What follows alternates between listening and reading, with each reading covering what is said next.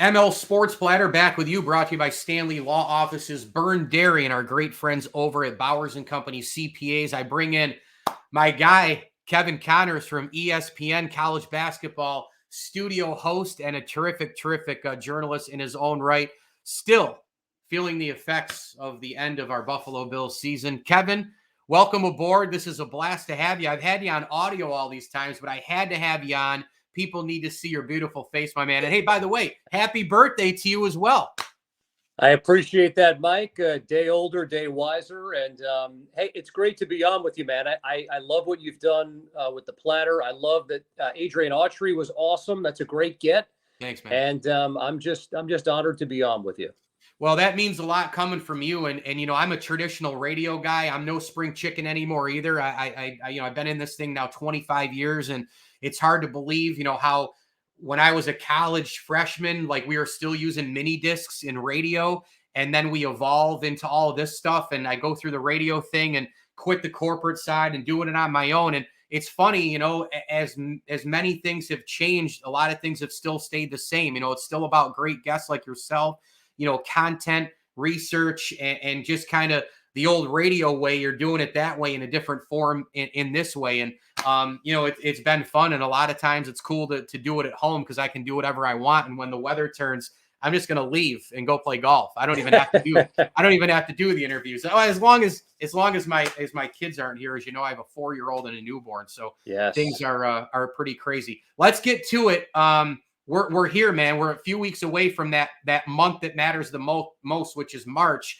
I want to start with Syracuse here. I mean, the two road games were brutal, losing to BC the way they did, and then Wake Forest, it was even worse.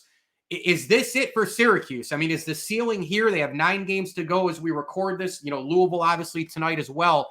Where do you land on the Cuse with 9 games to go? Do they have to win out to get talked about? Are they on the outside looking in? Do they have to go 8-1? I mean, what's the picture look like for this team? All of a sudden, is the feeling in Central New York? Well, I'll qualify this by saying I've been a Syracuse basketball fan for 49 years tomorrow.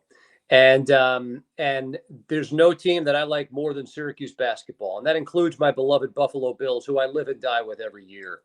But Syracuse is not a tournament team. That's the bottom line. I hate to break the news to everybody. That is not an opinion-based thing. That is a fact. The wins are not there. The resume is not there. The conference is not there. They win the ACC tournament they're in, but the short, blunt answer is Syracuse is, and not close to an NCAA tournament team, by the way. Weren't you surprised a little bit at the way they lost against Wake, though? I mean, 29 points, and I'm sure you heard Adrian Autry. Kevin, from the beginning of the game, it was toast. I mean, at least against BC, they lacked perimeter defense. You know, they gave up the 21-0 run. The key rebounds and key spots weren't there. But against Wake Forest, they weren't even in it. And this Autry team this year has at least shown, you know, after getting blown out against Virginia, a rebound. You know, Duke, blowout, they rebound. At Carolina, rebound, right? Nothing against Wake. Nothing. No semblance of any basketball for Syracuse. I'm going to give Adrian Autry time. You know, when you're replacing someone who'd been at the school for almost 50 years and had a definite way in which they played, you've got to give the next coach time. I'm not talking about 20 games. I'm talking about time. Yeah. If you made the decision to make a move, you've got to give Adrian Autry time. But this team is just grossly inconsistent. Mike, I would encourage you to watch the SEC on a given night or the Big 12 on a given night. Watch a Texas A&M game. Watch a Texas Tech game. These teams have dogs, guys who get in your shirt and are there for 40 minutes. I don't want to go scorched earth. I'll ask you a question. Who is the guy on Syracuse that does that? No, I'm glad you brought that up because I don't think they have. I think the closest guy is Copeland, and he's a bench player with a ton of energy. That's another thing that I was going to bring right up to you is that I don't think there's a definitive leader / shot maker when the bleeding is just out of control, like at Wake or 21-0 run by BC. Judah Mintz is awesome. He's a talent, but he's a facilitator and he's just kind of flashy. But like when it comes down to it, there's no dude, guys, get in the huddle and you're going to listen to me kind of thing. You know, there aren't dogs like you say on the roster across the board. A lot of times when the world is falling for this team and the run is happening, they don't have any more than 1 or 2 shooters on the floor. And I don't even think JJ Starling and Chris Bell are considered shooters. I think that they're occasional 3-point makers. So my answer to you is nobody. Look, and I think JJ Starling has had a very good second half of this season. I think he's been a bright spot for the team. Again, look, it's going to take time. I think Judah Mintz is a really good point guard. I think he's a guy who would benefit from being at Syracuse for 4 years. Mm-hmm. I could be wrong. I think he's a guy that would benefit from the college game. And I think that college basketball is trending in the direction where you're not radioactive if you've been in school for more than 1 or 2 years. I think there are pieces there. I'm going to give Adrian Autry time to bring his type of guys in. The majority of the team were players recruited to play the zone. So to think you're going to have guys who can play man-to-man, full court pressure for 40 minutes, that's asking a lot. I'm just telling you what I see, and I watch as much college basketball as anybody. You asked me the question, is Syracuse on the outside looking in? I hate to say it, because there's no one who's as big a Syracuse fan as I am. I mean, no one who's bigger, a lot who are as big. I just don't see it with this team, but I've got to give Adrian Autry time. Yeah, no doubt. Kevin Connors with us, ESPN College Basketball Talk here on the Platter, brought to you by our good friends at Stanley Law Offices. You see the logo up there at the top right, as they will work together to get you the maximum reward. Mid-major basketball. You know I love it. I lived it. I went to St. Bonnie. I love the small school thing. I love the little engine that could. You're all over the mid-major scene on a nightly basis. I love it. And you see it all. You said it. Nobody watches more than you do. Give me some of these teams already, because we can start talking about it, can't we, in February?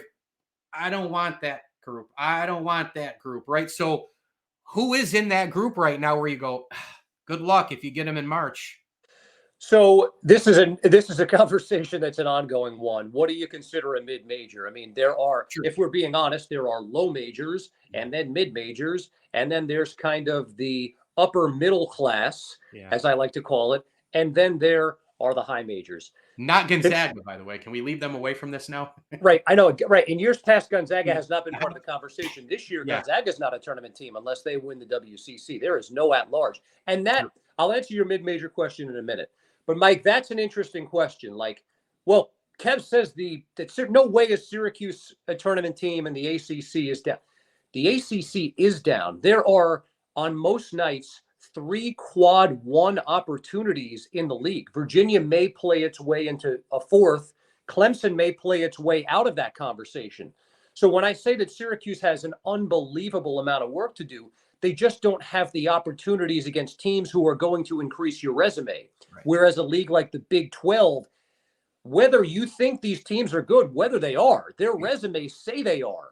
And the metric that we use, the quad system, every night in the league on the road virtually is a quad 1 opportunity. So back to the mid-major question.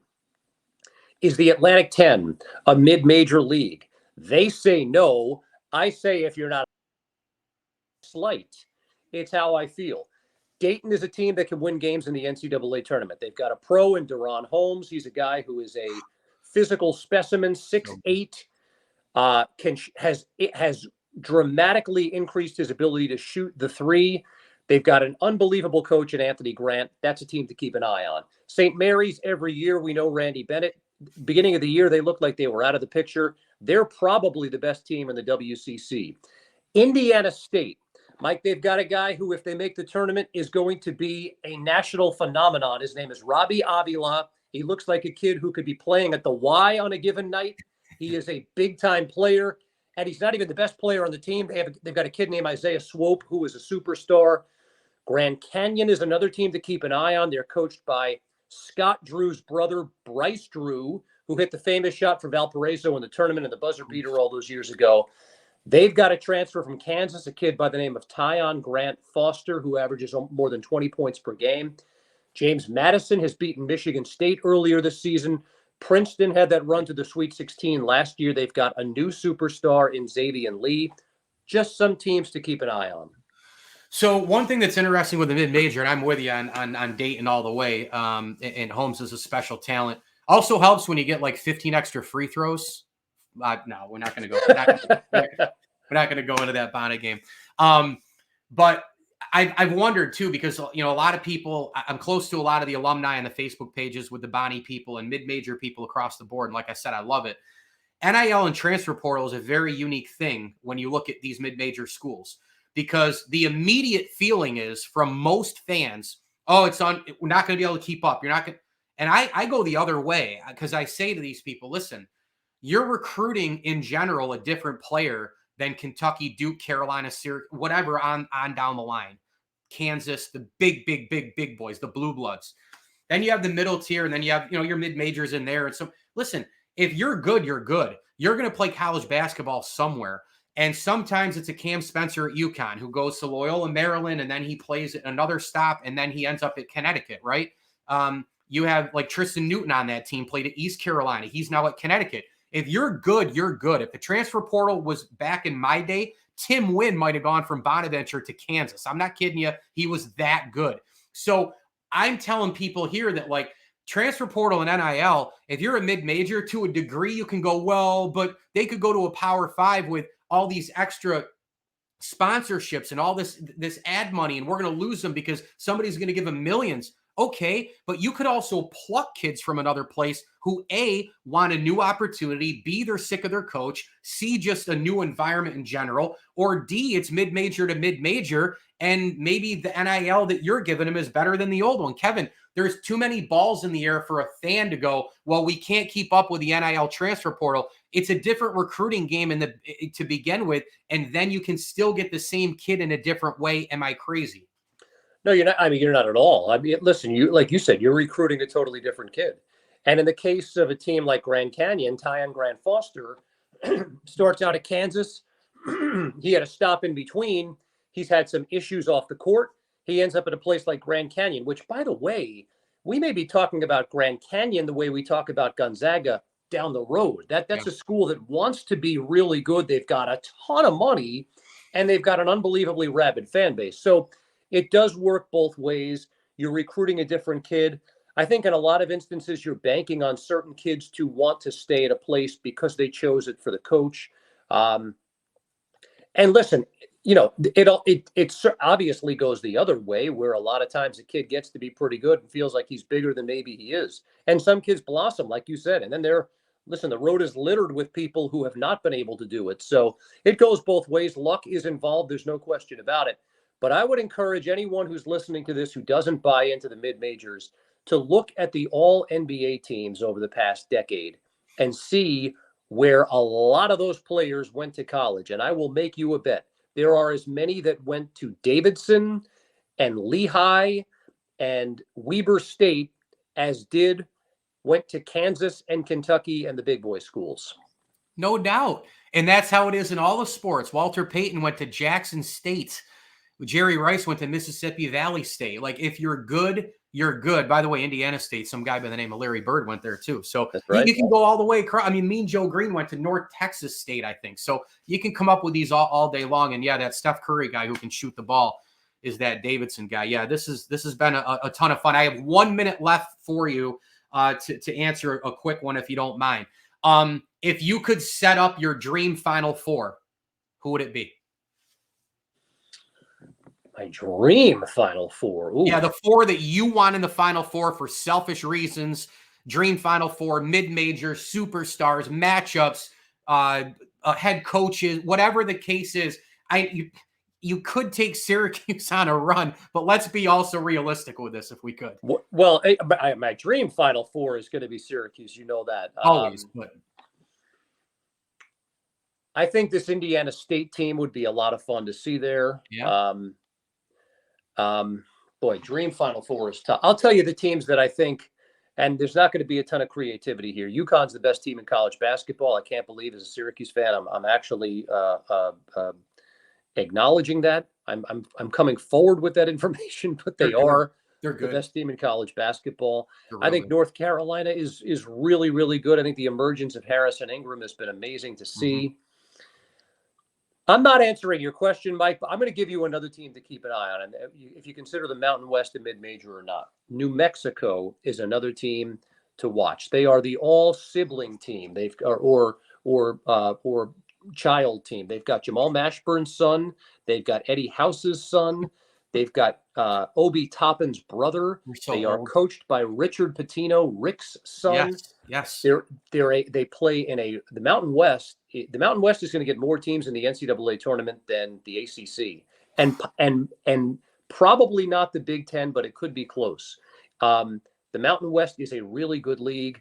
That's another team to keep an eye on. So I did not answer your question at all. Maybe I'll text you what the answer is. Yeah. No. It's cool. You did. Indiana State, New Mexico, UConn, and Carolina. I got it. That's you kind of did. No, but we are getting old, man, when you start dropping those names down. And I always rave about these families that have all these multiple Joey Bosa, Nick Bosa, the Hugheses in hockey, and the Kachucks. It's amazing. Multiple players, multiple Hall of Famers, and maybe multiple Hall of Famers down the line as well. Nothing better than talking college basketball with Kevin Connors, ESPN. Go get him on Twitter and make sure you look at all of his stuff and watch him on the Worldwide Leader as well. Kevin, thank you so much. I'm grateful for the time, and I'll hopefully see you down the road, man. We still have to meet in person, but it's been great to have you as always. I look forward to that, Mike. You too, anytime. Thank you.